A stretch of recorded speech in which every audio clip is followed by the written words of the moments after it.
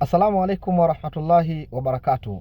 Aya ya 63 ya suratu Al-Anfal, kwa idhini ya Allah, ina uwezo wa kurekebisha ndoa iliyoharibika.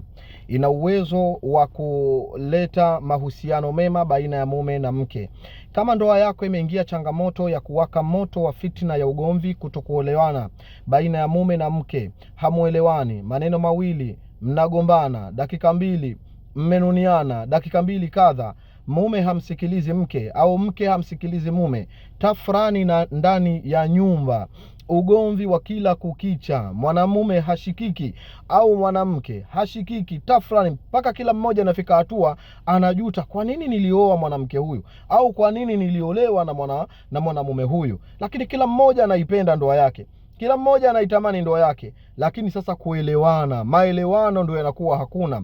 Ile mapenzi imeondoka, ile rahma baina yao imeondoka, ile tunasema nini, ile mapenzi ya dhati baina yao nayo pia imeondoka. Sasa vipi utarekebisha ndoa hii? Insha Allahul Karim, naomba leo nikupe nukta chache kabisa juu ya aya hii ya 63 inayopatikana katika suratul Anfal na maajabu yake katika kuleta sulhu baina ya wanandoa. Wacha kwenda kutafuta limbwata, dada yangu wa Kiislamu. Mwanamume hatulizwi na limbwata, wala wacha kwenda kutafuta madawa ya kumpikia mumeo katika chakula. Mwanaume hatulii kwa madawa, wala acha kuhangaika kwenda kutafuta mambo mbalimbali, kwamba ukijua kwa mambo hayo utamtuliza mwanamume au mwanamume atakuwa ni mwenye kukusikiliza au mwanamume atakuwa kadha. Qur'ani inakutosha kuwa ni tiba, wallahi alazim. Qur'ani mwanamke inakutosha kuwa ni tiba. Wala we kaka yangu unanitazama sasa hivi, mke wako ukimwona hajatulia, hakusikilizi, yuko kadha wa kadha, wallahi alazim, Qur'ani ni tiba. Haina haja ya kumwendea kwa mganga wa kienyeji ukamroge, sijui ukamfunge, si ukamfanyaje. Qur'ani inakutosha, Qur'ani inakutosha, Qur'ani inakutosha. Ni suratu Al-Anfal aya ya 63. Inasemaje aya hii? Wa allafa baina qulubihim law anfaqta ma fil ardi jami'a ma allafta baina qulubihim walakinna Allaha allafa bainahum innahu azizun hakim. Asa hii aya unaiona, subhanallah, wallahi lazim ndugu yangu, hii aya, maneno haya Allah subhanahu wa ta'ala ukiyasomea kwenye maji, ukiyasomea kwenye chakula, si ukiyasomea kwenye sukari, ukiyasomea haya kwenye juisi, ukabahatika kumpe mwenzako akanywa, subhanallah, mtashangaa. Sawa? Utashangaa kabisa, utashangaa.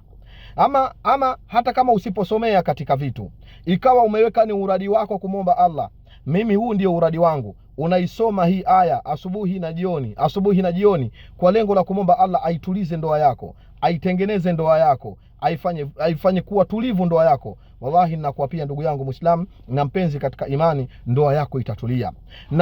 Na kwa kuongezea, kuna aya nyingine inapatikana katika suratul Rum, inasema wa min ayatihi an khalaqa lakum min anfusikum azwaja litaskunu ilaiha wa ja'ala bainakum mawaddatan wa rahma inna fi dhalika la ayatin liqaumin yatafakkarun. Hizi aya mbili, hii sura ya katika suratu Al-Anfal na hii aya inayopatikana katika suratu Ar-Rum, ukishikamana nazo, ukidumu kwa unazisoma aya hizi, au ukazisomea katika maji, ukazisomea katika juisi, ukazisomea katika ukanywa wewe, akanywa na mwenzako, wallahi lazim, hata kama pana sihiru tafriqi, uchawi wa kufarakanisha baina ya mume na mke, inatulia na inapoa kabisa kabisa kabisa. Usihangaike kwenda kutafuta madawa ya kumfunga sumu mume wako, wala kumpikia kwenye chakula. Qur'ani inakutosha dada yangu, Qur'ani inakutosha kaka yangu. Beba kijizawadi chako ambacho unajua hichi mke wangu anapenda, hata kama itakuwa ni chipsi mayai. Qur'ani athari yake inakaa sehemu yoyote, ili mradi iwe safi.